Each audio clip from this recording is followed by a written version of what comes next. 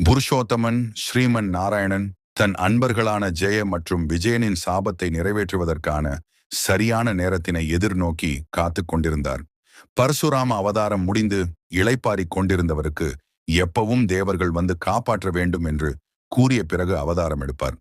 ஆனால் இம்முறை வித்தியாசமாக செய்ய வேண்டும் என்ற எண்ணம் கொண்டு எவ்வாறு ஆரம்பிக்கலாம் என்று தன் சயனத்தில் யோசித்துக் கொண்டிருந்தவருக்கு ஒரு விபரீத எண்ணம் தோன்றியது. சரி, எண்ணத்தினை நிறைவேற்ற சரியானவன் யார் என்று ஆராய்ந்து கொண்டிருந்த லீலைகளின் மன்னனுக்கு சிந்தையில் தோன்றிய உருவத்தினை கண்டதும் சொல்லில் அடங்கா சந்தோஷம். இவனே சரியானவன், இவனை கொண்டே ஆரம்பித்து விடலாம் என்று புன்னகைத்துக் கொண்டார் நமது மாதவன். அது யாரென்றால் நாரதர்தான். சிவபெருமானுடன் உலகை சுற்றி பார்த்து கொண்டிருந்த நாரதர் திடீரென தவத்தில் அமர்ந்த கதை இது. நாரதருக்கு சில நாட்களாகவே மனதில் சிறு உறுத்தல். பிருகு முனிவரோ, முனிவர் தகூரோ, முனிவர் வசிஷ்டரோ வந்தால் தேவலோகம் கொடுக்கும் மரியாதை ஏன் தனக்கு மட்டும் கிடைக்கவில்லை? இந்திரன் கூட முனிவர் வசிஷ்டர் வந்தால் பயம் கலந்த மரியாதையுடன் அரியணை விட்டு இறங்கி வந்து வரவேற்கிறான். ஆனால் நான் சென்றால் இருந்த இடத்தை விட்டு கூட நகர்வதில்லை. அவனுக்கு ஏதும் காரியமாக வேண்டும் என்றால் மட்டுமே என்னை தேடி வருகிறான். அவர்களும் முனிவர்கள்தான். கடும் தவம் புரிந்து அனைத்தையும் வென்றவர்கள், முற்றும் துறந்தவர்கள். அவ்வளவுதானே என்றது நாரதரின் மனம். இதை விஷ்ணுவிடமோ சிவபெருமானிடமோ வினவ கூட எண்ணினார். ஆனால் ஏதும் சாக்கு சொல்லி தள்ளி வைத்து விடுவார்களோ என்ற பயத்தால் கேட்காமல் இருந்தார். ஒரு நாள் சிவபெருமானுடன் உலகை சுற்றி வரும்போது சிவனும் எதேச்சையாக ஒரு தபோவனத்திற்கு கூட்டிச் சென்று, நாரதா, இத்தபோவனம் மிகவும் சக்தி வாய்ந்தது. இங்கு தவம் இருப்பவர் யாராயினும் அவரின் தவத்தை எந்த சக்தியாலும் கலைக்க முடியாது என்ற வரத்தை நானே வழங்கியுள்ளேன். இங்கு தவமிருந்த முனிவர்கள் பலர் காமதேவனையும் வென்று தவஞானிகளாகி உள்ளனர் என்று கூறினார். இதை கேட்ட நாரதருக்கு தன் மனதின் நெருடல் நினைவிற்கு வர, ஆஹா, நானும் இங்கு தவம் இருந்து மன்மதனை வீழ்த்திவிட்டால் அனைவரும் என்னையும் மதிப்பார்கள் அல்லவா என்று எண்ணினார். அவ்வளவுதான். தியானத்தில் அமர்ந்தார். நடப்பதை அறிந்த சிவபெருமானும் புன்னகைத்துக் கொண்டு தான் வந்த வேலை முடிந்ததை அறிந்து கைலாயம் திரும்பினார். நாரதரின் கடுந்தவம் வழக்கம்போல் இந்திரனை கலங்க வைத்தது. அனைத்து தேவர்களும் இந்திரலோகத்தில் கூடினர். திடீரென எதற்கு நாரதர் இப்படி கடுந்தவம் புரிகிறார்? இதனால் நமக்கு ஏதும் பிரச்சனை வந்துவிடுமோ? பயத்துடன் இந்திரன் வினவ, நமக்கு என்று பெரிதாய் ஒன்றும் வராது. வந்தால் உமக்குத்தான் வரும். நாரதர் தேவலோகத்திற்கு அதிபதியாகும் எண்ணம் கொண்டாரோ என்னவோ என்று வாயுதேவன் தன் எண்ணக்கணைகளை காற்றில் கலக்கவிட்டார். இந்திரன் பதவி மட்டுமா? நாரதர் ஸ்ரீமன் நாராயணனின் விருப்பமிக்க பக்தன். நாரதர் கேட்டால் அந்த நாராயணன் மட்டுமல்ல, சிவபெருமானும் எதையும் வழங்கிவிடுவார். நாராயணன் தன் பதவியை கூட வழங்கிவிடுவார் என்று சூரிய தேவனும் சிறு அனலை வீச, அவ்வளவுதான், இந்திரனுக்கு வேர்த்தே விட்டது. ஏன் எல்லோரும் என் பதவிக்கே ஆசைப்படுகிறார்கள் என்று முணுமுணுத்த இந்திரன் வருணதேவனை உடனே அழைத்தான். வருணா, உடனே சென்று எப்பாடுபட்டாவது நாரதரின் தவத்தினை கலைக்க வேண்டும். வாயுதேவனையும் கூட அழைத்துச் செல்லுங்கள் என்று ஆணையிட, வருணதேவனும் வாயுதேவனும் தங்களின் பலத்தினை நாரதருக்கு காட்டச் சென்றனர்.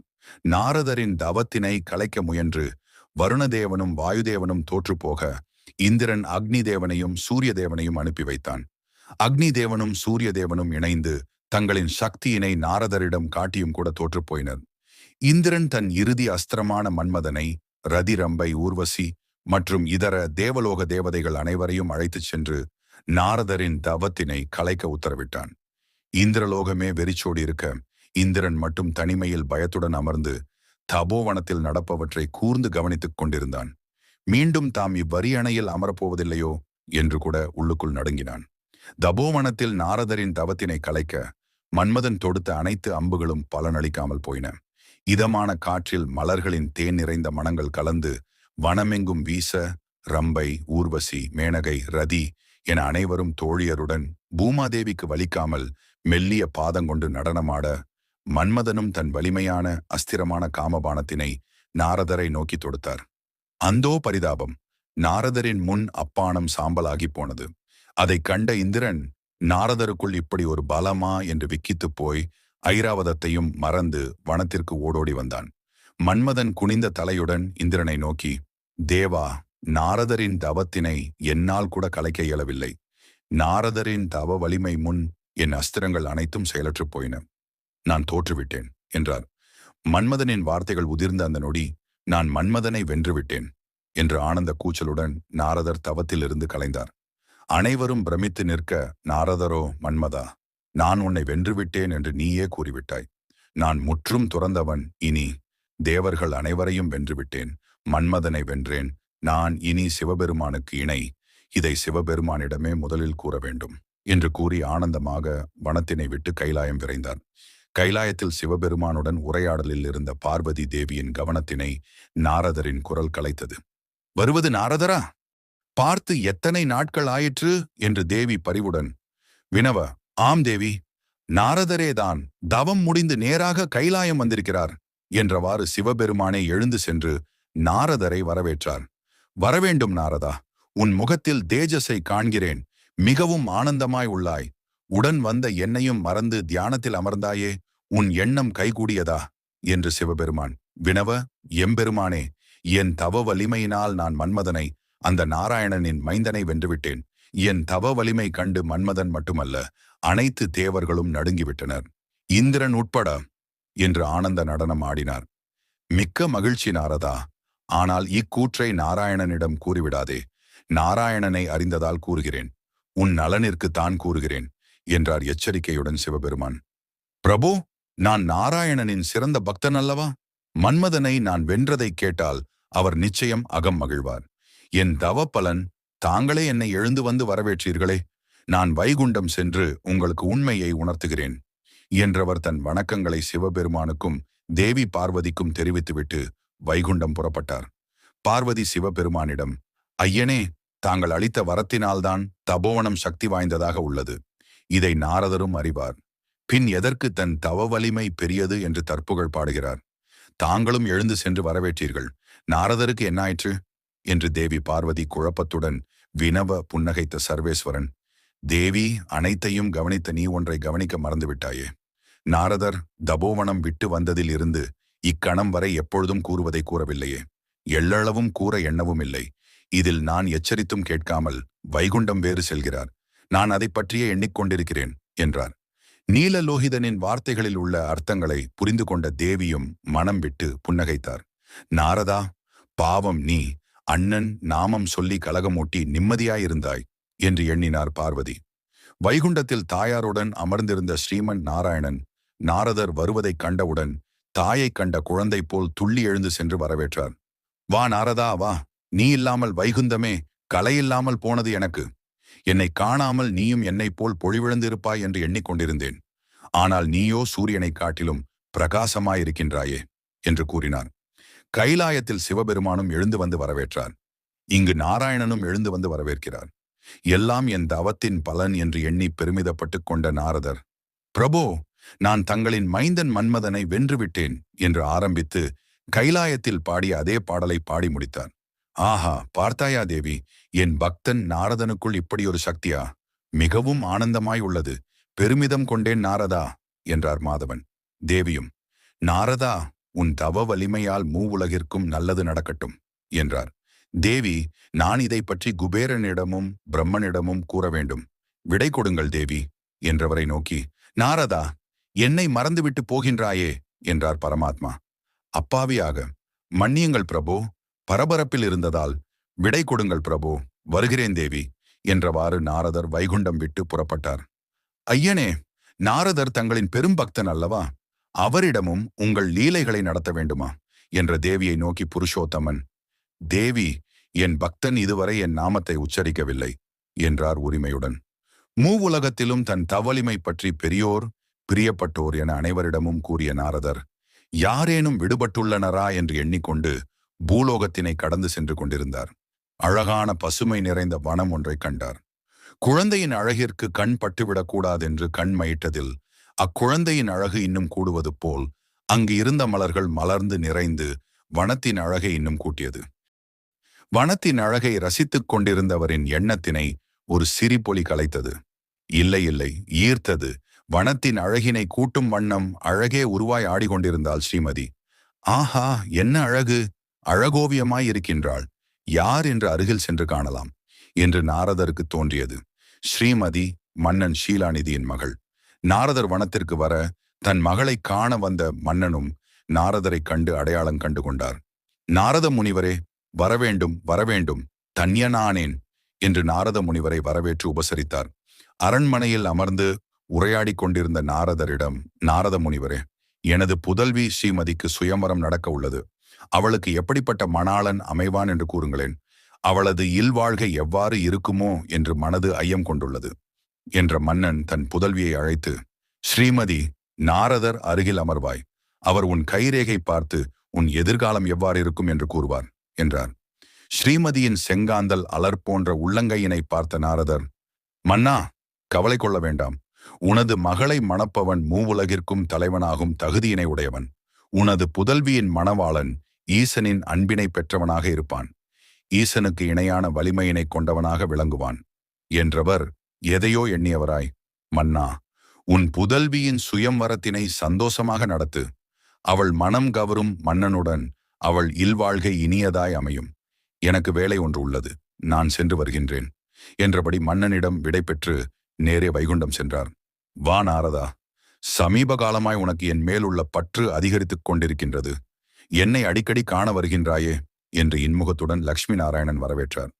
பிரபோ, தங்களிடம் உதவி நாடி வந்துள்ளேன். ஷீலாநிதியின் புதல்வி ஸ்ரீமதியினை மனம் புரிந்து கொள்ள விரும்புகிறேன். அவள் அழகு என்னை அவளிடம் ஈர்க்கின்றது. அவளை மணமுடித்துக் கொண்டால் நான் மூவுலகையும் வெல்லும் பலம் கொண்டு ஈசனுக்கு இணையான வலிமையுடையவராயிருப்பேன். ஸ்ரீமதி என்னை மணக்க வேண்டுமென்றால் சுயம்பரத்தின் போது அவள் எனக்கே மாலையிட வேண்டும். அதற்கு நான் அங்கு வரும் இளவரசர்களைக் காட்டிலும் அழகாகவும் இளமையாகவும் தெரிய வேண்டும். மூவுலகிலும் அழகானவன் ஹரி ஆகிய தாங்கள்தான். ஆக ஹரியினை காட்டிலும் என்னை அழகாக உருமாற்றி அழகிய ஆடை ஆபரணங்களை கொடுத்து அருள வேண்டும் என்று நாரதர் தன் மனவிருப்பதினை கூறினார். நாரதரின் விருப்பத்தினை முழுவதுமாக அமைதியாய் தலையசைத்து கேட்ட ஸ்ரீஹரி நாராயணன், நாரதா, நீ மன்மதனை வென்று முற்றும் துறந்தவன் என்றல்லவா எண்ணிக்கொண்டிருந்தேன். நீ என்னவென்றால் என்றவாறு நாசுக்காக நாரதரை சீண்டினார். மாதவா, நான் மன்மதனை வென்றது உண்மை. ஆனால் இப்பொழுது ஸ்ரீமதியை மணக்க விருப்பம் கொண்டுள்ளேன். நீங்கள் என்னை அழகாய் உருமாற்றினால் நான் ஸ்ரீமதியினை என் விருப்பம் போல் மணப்பேன் என்றார் அப்பாவி நாரதர். நாரதா, என் விருப்பமிக்க பக்தன் நீ. உன் விருப்பத்தினை நான் நிறைவேற்றுகிறேன். உன்னை ஹரினை காட்டிலும் அழகாய் உருமாற்றி உலகின் உயர்ந்த வகை பட்டினாலான ஆடை அணிவித்து மூவுலகிலும் கிடப்பதற்கரிய இரத்தினங்கள் கொண்டு செய்த ஆபரணங்களை உனக்காக தருகிறேன். சுயம்வரத்திற்கு வந்திருக்கும் பிரதேசத்து மன்னர்களைக் காட்டிலும் நீ தனித்து தெரிவாய் என்றார். மாதவா, உன் கருணையே கருணை. தாங்களும் என்னுடன் வர வேண்டும். யாரும் இல்லாமல் செல்கிறேன். தாங்கள் வந்தால் நான் மிகுந்த ஆனந்தம் கொள்வேன் என்ற நாரதரின் அழைப்பை எதிர்பார்க்காத ஸ்ரீமன் நாராயணன், நான் ஏன் நாரதா, ஏதும் நீ எதிர்பாராதது நடந்துவிடப் போகிறது என்றார். விஷ்ணு தேவா, நான் தங்களை காட்டிலும் அழகானவன். என்னை விட அங்கு வேறு யாருக்கு ஸ்ரீமதி மாலையிட முடியும்? தாங்கள் என்னுடன் வர வேண்டும். எனக்கு துணைக்கு வேறு யாரும் இல்லை என்றார் அழகன் நாரதர். நாரதரின் விருப்பத்திற்கு இணங்கி நாராயணனும் தன் துவாரபாலர்களுடன் சுயம்பரத்திற்கு சென்றார். ஷீலாநிதியின் அரண்மனை, ஸ்ரீமதியின் சுயம்பரம். இளவரசர்களும் பிற தேசத்து மன்னர்களும் சுயம்பரத்திற்கு வந்திருந்தனர். நாரதரும் அமர்ந்திருந்தார். ஸ்ரீமதி அழகே அலங்காரத்துடன் கையில் சுயம்பர மாலையுடன் நடந்து வந்தாள். நாரதருக்கு மனதிற்குள் பெருமை. நிச்சயம் எனக்குத்தான் மாலையிடுவாள். வந்திருக்கும் இளவரசர்கள் என்னை கண்ட பார்வையில் அவர்களின் தோல்வியினை கண்டேன். அனைவரையும் கடந்து வந்த ஸ்ரீமதி நாரதரின் முன் நின்றாள். மையிட்ட தன் இரு கருவிழிகள் நாணத்தில் சிவக்க வெட்க புன்னகையுடன் தனது இரு கொடி போன்ற மெல்லிய கைகளில் உள்ள மாலைனை தன் மனம் வென்ற மன்னவனின் கழுத்தில் இட்டாள். நடப்பது புரியாமல் விக்கித்து போய் நின்ற நாரதருக்கு கோபம் மட்டும் தலைக்கு மேல் ஏறியது. பின்னர், ஸ்ரீமதி மாலையிட்டது மன்மோகனரான புருஷோத்தமனுக்கல்லவா? ஸ்ரீமதி, என்ன அநீதி இது? இங்குள்ளவர்களில் ஏன் இந்த நாராயணனை காட்டிலும் அழகில் சிறந்தவன் நான் அல்லவா? நீ எனக்கே மாலையிட்டிருக்க வேண்டும் அல்லவா? எதற்கு நாராயணனுக்கு அணிவித்தாய் என்று தனது கோவக்கணைகளை தொடுக்க ஆரம்பித்தார்.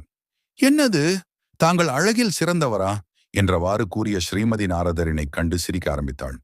கூடியிருந்த அனைவரும் சிரிக்க, நடப்பது புரியாமல் நின்ற நாரதரை கண்ட ஸ்ரீமான் விஷ்ணுவின் துவாரபாலகர்கள், நாரத முனிவரே, தாங்கள் ஏன் இப்படி தற்பெருமையில் மூழ்கியுள்ளீர்கள்? தாங்கள் யார், எப்படி இருக்கின்றீர் என்பது கூட அறியாவண்ணம் அறியாமையில் மூழ்கியுள்ளீரே என்றவர்கள் நாரதரை அறையில் உள்ள நிலை கண்ணாடி முன் அழைத்துச் சென்றனர். கண்ணாடியில் தன் பிம்பத்தினை கண்ட நாரதர் கடுங்கோவத்துடன், நாராயணா, என்னை என்ன செய்துள்ளாய் நீ? ஏன் என் முகத்தினை குரங்காய் மாற்றினாய்? உன்னை நாடி வந்தவனை இப்படி ஏமாற்றலாமா நீ? நாரதா, நீதான் உன் முகத்தினை ஹரியினைப் போல் அழகாய் மாற்றக் கூறினாய். ஹரி என்றால் குரங்கு என்றோர் அர்த்தமும் உள்ளதல்லவா? நீ எனக்கு இருக்கும் மற்ற நாமங்களைக் கொண்டு கூறியிருந்தால் என்னை தான் கூறுகின்றாய் என்று எளிதாய் புரிந்திருக்கும் எனக்கு, என்றார் ஒன்றும் அறியாதவனாய். சற்றும் கோபம் அடங்காத நாரதர், நாராயணா, நான் விரும்பியவள் முன் என்னை அவமானப்படுத்தி விட்டாய் என்றவர் தன் கமண்டலத்தில் உள்ள நீரினை கையில் எடுத்து, நாராயணா, எவ்வாறு நான் விரும்பியவள் கிடைக்காமல் தவிக்கின்றேனோ அதேபோல் நீயும் உன் தேவியை பிரிந்து துயரத்தில் வாடுவாய். காட்டில் குரங்குகளுடன் நட்புறவு கொள்வாய். குரங்குகளின் துணை கொண்டு தேவியுடன் சேர்வாய். நான் உன்னை சபிக்கின்றேன் என்று தன் கோபத்தினை கொட்டி முடித்தார். அனைவரும் அதிர்ந்து நிற்க, மாதவனோ, நாரதா, உன் சாபத்தினை நான் ஏற்றுக்கொள்கிறேன். எனது துவாரபாலகர்கள் பெற்ற சாபத்தினை நிறைவேற்றவே இவ்வாறு நடந்தேன். மேலும் ஸ்ரீமதி அலைமகளின் அம்சமாவாள். எனவே அவள் என்னையே சேர வேண்டும். மன்மதனை வென்ற மமதையில் இருந்ததால் உன்னால் ஸ்ரீமதி அலைமகளின் அம்சம் என்பதை அறிய முடியவில்லை. நான் பூமியில் ராமனாய் அவதரித்து உன் சாபத்தினை நிறைவேற்றுவேன் என்று பொறுமையுடன் நடந்ததற்கான காரணத்தை விளக்கினார். தன் தவறை உணர்ந்த நாரதர் உண்மை நிலை அறிந்து, நாராயணா, என்னை மன்னித்துவிடு. தற்புகழ்ச்சி என்னும் அறியாமையில் தொலைந்த என்னை மீட்டுவிட்டாய். உண்மையினை உணர்ந்தேன். இனி என்றும் உன் புகழ் மட்டுமே பாடுவேன். மனம் புரியும் விருப்பம் கொள்ளேன் என்றார். நாரதா, பிருகு முனிவர் போல் மதிப்பும் மரியாதையும் பெற இன்னொரு முறை தவம் புரியலாமே. மீண்டும் மன்மதனை வென்று ஈசனுக்கும் எனக்கும் இணையான பதவி உனக்கு கிடைக்க வழி உள்ளது என்று நாராயணன் நாரதரை தூண்ட, அதிர்ந்த நாரதர், புருஷோத்தமா, இருப்பதே போதும், நிம்மதியாக உள்ளேன். நாராயண் நாராயண் என்றார்.